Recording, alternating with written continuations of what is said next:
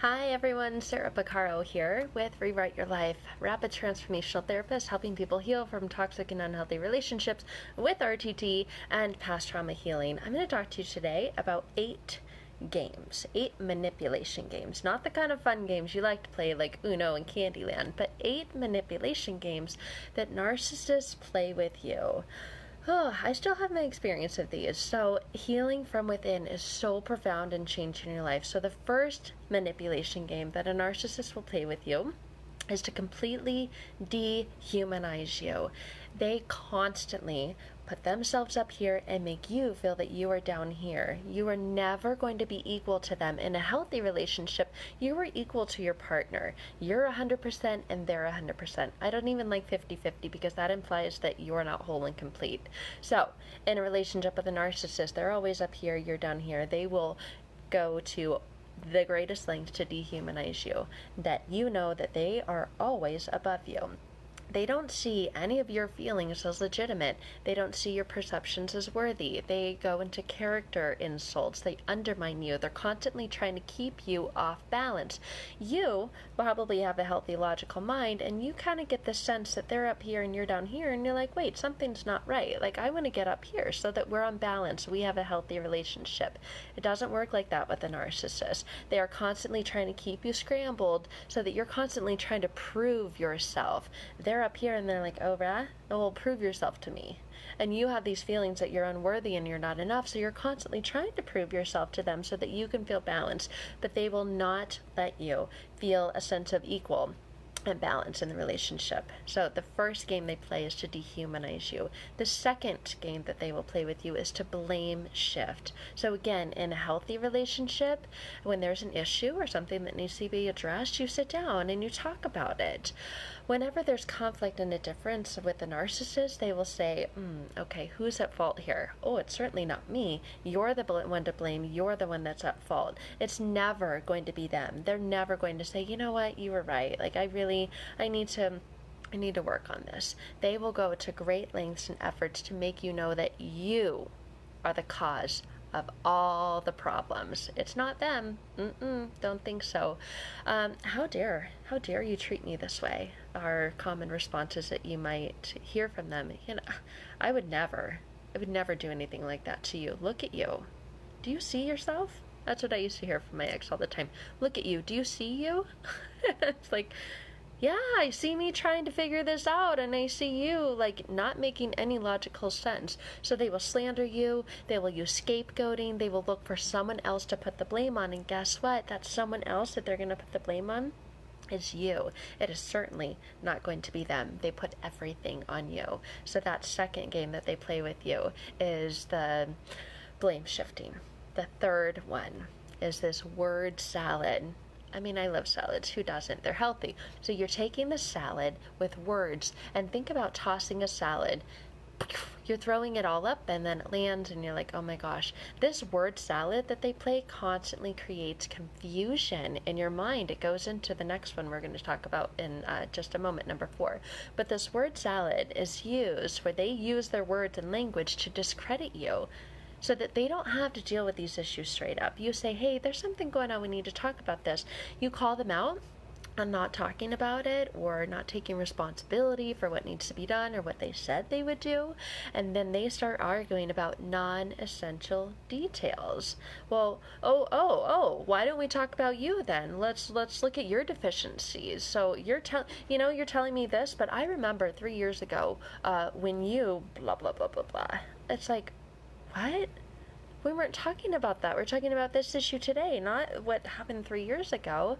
So they're constantly using their words in this word salad to get you to go another direction or to cite how another person thinks and try to constantly get you diverted and going different directions. And then you find yourself in this conversation where 10 or 15 minutes later, you're like, how did we get here? What were we even talking about? So they just jumble up all kinds of irrelevant details about anything, other stuff, to take you off the original topic, which leads into the fourth game that they play, the gaslighting. This takes word salad even further. It's another attempt to distort your understanding of reality, where they get to call into question what's true versus what's not true. So the narcissist will say things like, no, I didn't say that, or, you know, I did say that, but you took it completely out of context.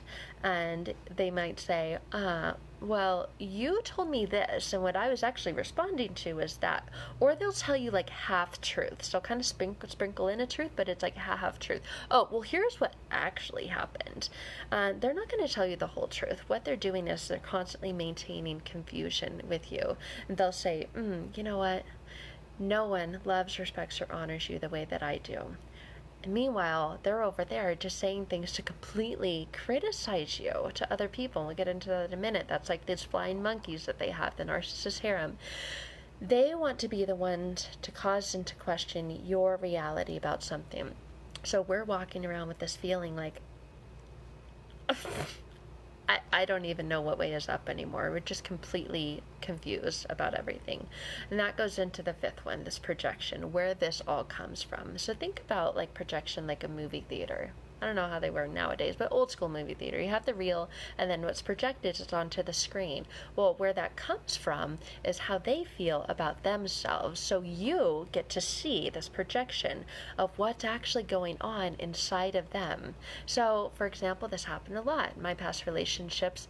You get blamed for cheating. You would never cheat on them because you love them. But you're constantly blamed for cheating. And it's like, exactly what they're doing, they're projecting onto you. So you get to see that. Or they tell you, you know, you're not someone I can actually trust at all. And I've been listening to you. You are such a critical person. And really, they're the one that are critical. They're critical of themselves, and but they're projecting this onto you. So they're telling you that you're untrustworthy because they're the ones that are untrustworthy. So this is like this concept of the pot calling the kettle black. You get to see in them you get to see what's actually going on inside of them. But if you say, look, this is what's actually going on, let's try to talk about this, they're going to say, oh, well, there you go. Look at you. There you go. You're trying to put this on me. They're always trying to accuse you of the very, very thing that they are doing themselves. So they think they're smart, but they're really not. They constantly give it away. But this creates confusion, which allows them to stay in this dominant upper hand position. Then the sixth one is they will speak in broad, generalized terms. You're like, hold on, we need to focus. We need to talk about this. This is the issue. And they pan it out so it's extremely broad. They'll say things, you know, for as long as I've known you, you've been insecure. And you're thinking, well, of course, I'm human. Like, of course I have my moments where, you know, I feel fat or I feel ugly, but that's not who I am. But they will speak in, oh my gosh, you've always been this way. Look at you. This is the way you always are. Your whole family is insecure. I know where this comes from now. I used to get blamed for things that, like, were personal little things, like, oh, and he goes, yeah, no, I definitely see where that comes from now. Having met your family, like, okay, that's a very big, broad, generalized term. It has nothing to do with this. They'll say, oh, you know, everyone that knows you knows that you lie constantly. You never follow through with things. And you're thinking, okay, sorry, I dropped the ball this one time or a few times. But that doesn't mean I always drop the ball. But they are using these absolute big, broad terms to make you feel like you're always doing this again. This is their way of labeling you as a loser when you're just a normal human. You have good days, you have bad days, but they're broadening, panning it out to make it seem like that's the way that you always are. The seventh one is they draw absurd conclusions. So when you're trying to discuss things, for example, you're trying to talk about what's going on or things that are concerning you, and there you say things like, oh, look at you, yeah, you're just so perfect, aren't you? You never make mistakes, do you? And all you want to do is just talk about what's going on, and they're going, oh, yeah, you know, all you want to do is just talk about what's wrong with me. It's always my fault, isn't it? That's all you ever do anyway. All you're trying to do is really just talk about maybe a better way to manage your schedule together so that it's easier for both of you. And they respond with, oh, here we go again. Yeah, everything that you say is what's wrong about me. I can never do anything right. And you're thinking, oh, that's not true. You're completely getting off topic. So they draw these absurd, crazy conclusions. Another way to keep you in the game, keep them in the upper hand and you down here. And then the last one is that, well, not the last one, but the one we're going to talk about today, number 8, is triangulation.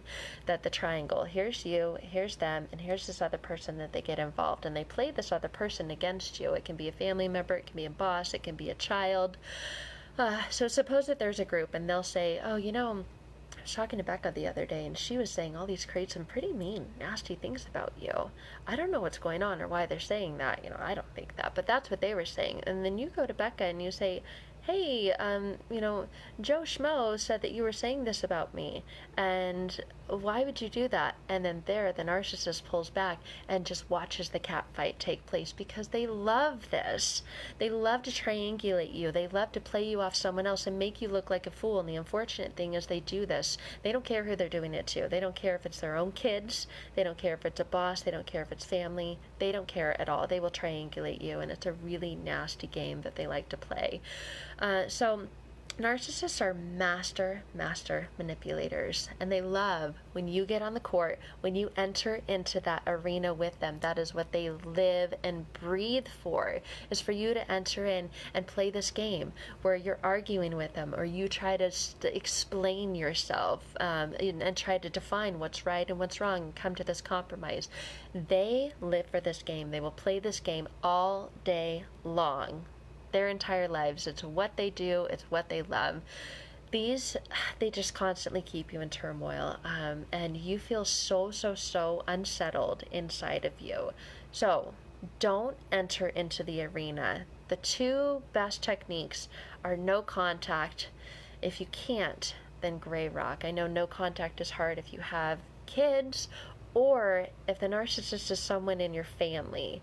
That's difficult, but that's where solid boundaries come in, and the gray rocking technique, so that you don't enter into that arena and play this game with them.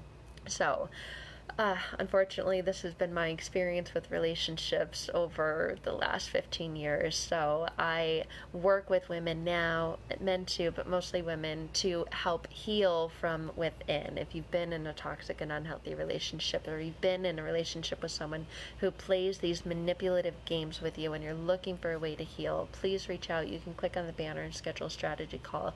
My website has a lot of information about what rapid transformational therapy is if you're interested, and if you're looking for that next step, don't know what to do, you've tried things on your own to heal from all these really diminishing games that narcissists play with you. So I hope that this information I share helps you along your journey to healing, and would love to connect if you are in that place where you're willing and ready to take that next step. So thank you guys, and as always, have a beautiful day.